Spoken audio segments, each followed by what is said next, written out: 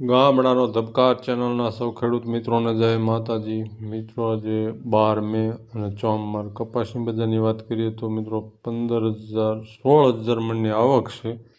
Rajkot yard કદાચ આજે બંધ છે, એના ડેટા મળેલ નથી। બોટાદ યાર્ડમાં 1585ની એન્ટ્રી હતી, 5660 મણની આવક હતી। જસદણમાં 2000 મણની આવક હતી, 1570ની એન્ટ્રી હતી। ગોંડલમાં 1300 મણની આવક સામે 1526ની એન્ટ્રી।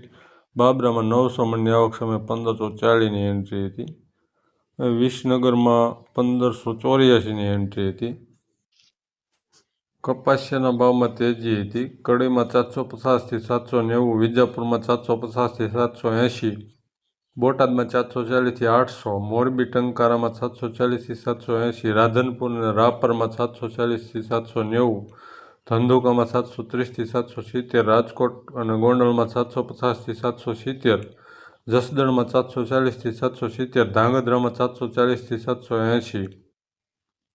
હરિયાણા સાઈડ ક્વિન્ટલના આઉટસ્ટેટના ભાવ કપાસિયાના જોઈ લઈએ। હરિયાણા 4050થી 4200, રાજસ્થાન 3975થી 4275, MP 3450થી 4000, મહારાષ્ટ્રમાં 3900થી 4100, કર્ણાટક 3800થી 4100, પંજાબમાં 3950થી 4100। કપાસિયા ખોળનો બેન્ચમાર્ક વાયદો ₹48થી 2943 પાટે પર બાંધાયો હતો।